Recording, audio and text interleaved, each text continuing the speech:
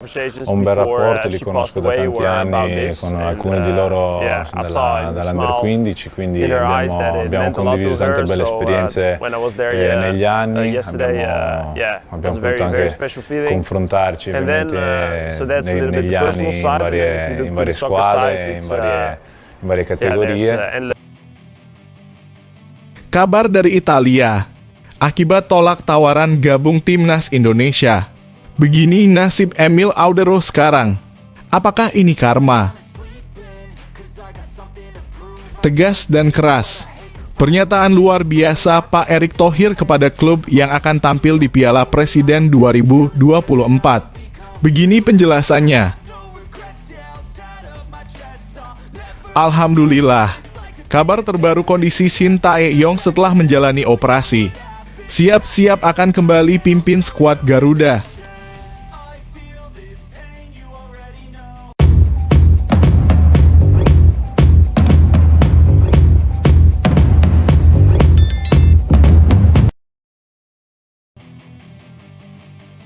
Beda nasib.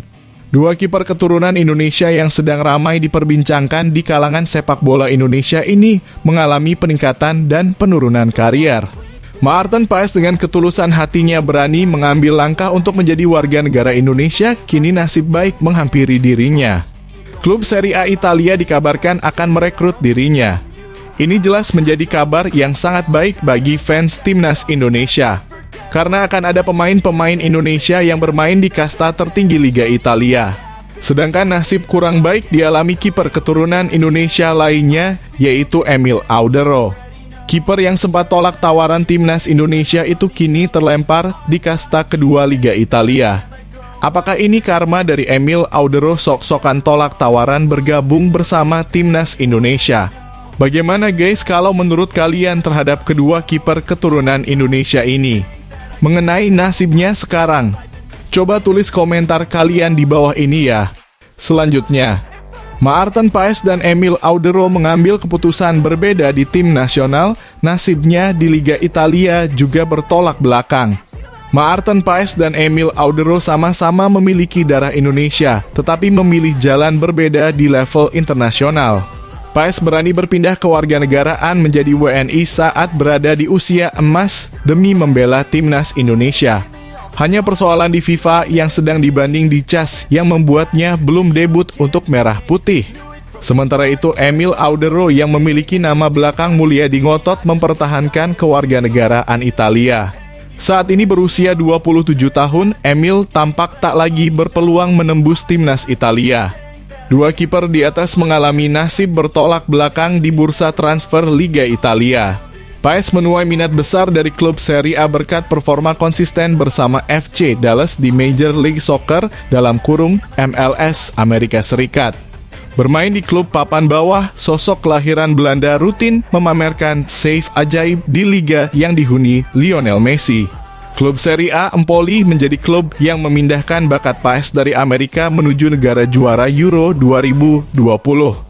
Empoli mengirim proposal resmi kepada FC Dallas untuk kiper Belanda Maarten Paes, tulis pembocor transfer Fabrizio Romano.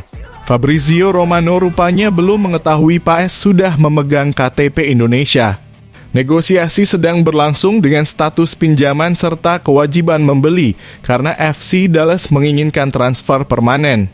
Klausul personal antara Empoli dan Paes sudah disepakati. Empoli akan berlaga di Serie A musim depan, yang berarti Paes akan menghadapi para striker terbaik Italia seperti Lautaro Martinez atau Paulo Dybala.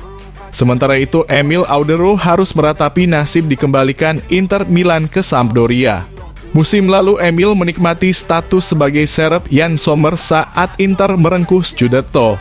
Sayangnya manajemen Nerazzurri tak mempermanenkan masa peminjaman yang berdurasi 1 tahun dari Sampdoria.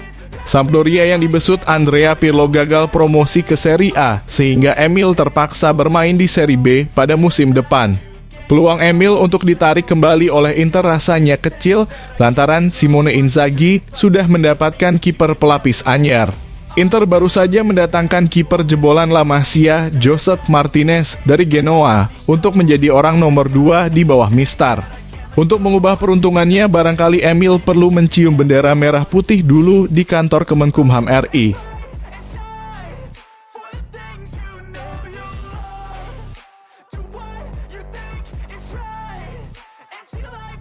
Tegas dan keras. Pernyataan luar biasa Pak Erick Thohir kepada klub yang akan tampil di Piala Presiden 2024. Begini penjelasannya. Terdapat satu usulan Ketum PSSI Erick Thohir untuk peserta Piala Presiden 2024 agar wajib memainkan pemain berlabel Timnas Indonesia. Ketum PSSI Erick Thohir dalam pidatonya pada Rabu 10 Juli 2024 lalu mengindikasikan permintaan setiap peserta Piala Presiden 2024 memainkan pemain berlabel Timnas Indonesia. Ada pertandingan-pertandingan yang bisa juga membuat klub-klub ini lebih siap lagi untuk Liga 1, ujar Erick Thohir. Ditambah lagi kewajiban memainkan seluruh pemain tim nasional yang ada di klub masing-masing. Kita akan menggulirkan tentu yang namanya Piala Presiden yang memang sebelumnya sudah berjalan dengan baik, tambahnya. Piala Presiden 2024 dijadwalkan bakal berlangsung pada 19 Juli 2024 dan diikuti oleh 8 tim. 8 klub ini telah dibagi menjadi 2 grup A dan B untuk memperebutkan hadiah total 5 miliar rupiah. Grup A dihuni oleh Persib Bandung, Borneo FC, Persis Solo, PSM Makassar, dan laga penyisihan grup ini bakal berlangsung di Stadion Sijalak Harupat, Bandung. Sedangkan untuk grup B dihuni Madura United, Bali United, Persija Jakarta, dan Arema FC yang akan berlangsung di Stadion Kapten Iwayan Dipta Gianyar.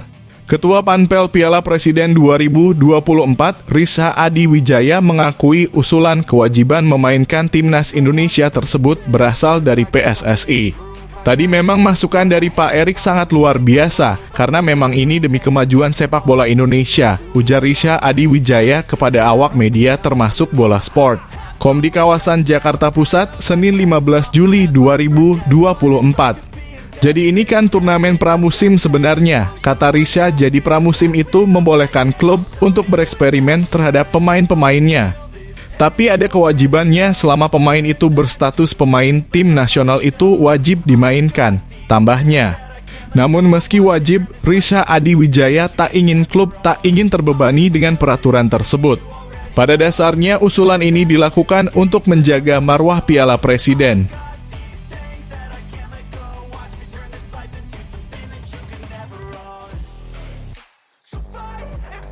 Alhamdulillah. Kabar terbaru kondisi Shin Tae-yong setelah menjalani operasi. Siap-siap akan kembali pimpin skuad Garuda. Pelatih Timnas Indonesia Shin Tae-yong mengunggah beberapa foto setelah menjalani operasi dan memperlihatkan hasilnya. Shin Tae-yong sebelumnya memutuskan pulang ke kampung halamannya, Korea Selatan, pada 14 Juni lalu. Dia pulang kampung setelah membawa Timnas Indonesia lolos ke putaran ketiga kualifikasi Piala Dunia 2026 zona Asia. Namun setelah pulang ke negara asalnya, Shin menghilang begitu saja. Dia tak memperlihatkan aktivitasnya selama di Korea Selatan berbeda dari sebelumnya. Saat berada di negeri ginseng, pelatih berusia 53 tahun tersebut biasanya membagikan aktivitas atau kegiatannya di media sosial. Akan tetapi, hal itu tak ditunjukkan selama dia berada di Korea Selatan hingga banyak pihak yang bertanya-tanya. Perpanjangan kontrak mantan pelatih Timnas Korea Selatan di Piala Dunia 2018 tersebut dengan PSSI bahkan diumumkan secara online dan tak ada pertemuan secara langsung. Hal ini karena Shin masih berada di Korea Selatan. Belum lama ini PSSI mengabarkan bahwa sang pelatih sebelumnya menjalani operasi. Shin Tae-yong dikabarkan menjalani operasi di Korea Selatan selama 6 jam. Setelah menghilang dan tak memberikan kabar, akhirnya Shin Tae-yong mengunggah foto-foto dirinya setelah menjalani operasi.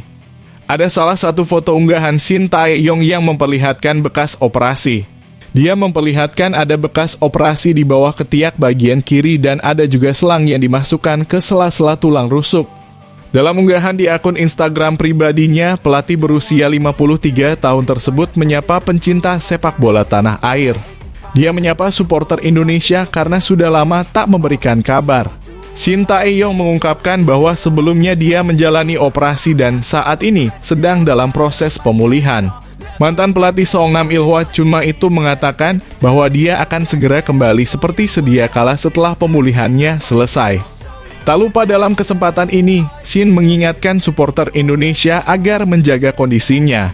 Sudah lama sekali saya tidak menyapa kalian, ujar Shin Tae-yong sebagaimana dikutip bolasport.com dari Instagram pribadinya Selasa 16 Juli 2024. Saya dirawat di rumah sakit pada 15 Juni dan menjalani operasi selama 6 jam pada 17 Juni, ucapnya. Sekarang saya akan pulih seperti sedia kala dan bersiap lagi untuk putaran ketiga kualifikasi Piala Dunia. Jaga kesehatan kalian, tutur pelatih yang berhasil membawa timnas Indonesia mencetak sejarah dengan lolos ke babak 16 besar Piala Asia untuk pertama kalinya itu.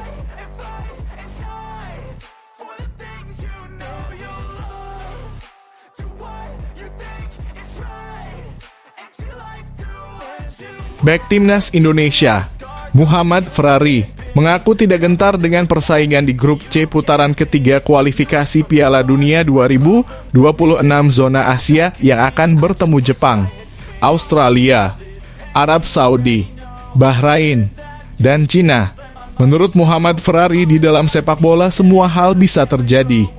Muhammad Ferrari berkaca dari pencapaian timnas U-Strip 23 Indonesia yang berstatus debutan di Piala Asia U23 2024 Qatar. Kala itu timnas U23 Indonesia membuka laga grup A Piala Asia U23 2024 melawan Qatar yang berakhir kekalahan 2-0. Kemudian pada laga sisa grup A, timnas U23 Indonesia mampu membungkam Australia 1-0 dan Yordania 1-4. Timnas U23 Indonesia yang keluar sebagai runner-up grup A berhak melaju ke perempat final Piala Asia U23 2024. Berjumpa Korea Selatan, timnas U23 Indonesia menang 12 hingga 13 lewat drama adu penalti. Di partai semifinal, timnas U23 Indonesia harus mengakui keunggulan Uzbekistan dengan skor 0-2. Sementara dalam perebutan tempat ketiga Piala Asia U23 2024, skuad Garuda Muda takluk 2-1 dari Irak. Enggak ada yang gak mungkin, ucap Muhammad Ferrari saat ditemui awak media termasuk bolasport.com sesuai meet and greet Liga 1 di Cinemapolis, Senayan Park, Jakarta Pusat, Sabtu 13 Juli 2024. Kemarin kami di AFC Piala Asia U23 2024 juga setelah kalah lawan Qatar kita merasa down. Tapi kan semuanya usaha dan doa pasti bisalah, kata pemain Persija Jakarta itu. Dikatakan Ferrari fokusnya kini menjalani persiapan bersama Persija sebelum menuju putaran ketiga kualifikasi Piala Dunia 2026. Berdasarkan jadwal timnas Indonesia pada dua laga awal grup C putaran ketiga bakal menghadapi Arab Saudi dan Australia. Kemudian bertandang ke Arab Saudi Kamis 5 September 2024. 5 hari berselangnya menjamu Australia di Stadion Gelora Bung Tomo GBT, Surabaya, Jawa Timur. Persiapan pribadi mungkin sekarang kan lagi Liga 1 juga, ujar pemain berusia 21 tahun itu. Mungkin saya persiapan lebih ke klub, tutur Ferrari.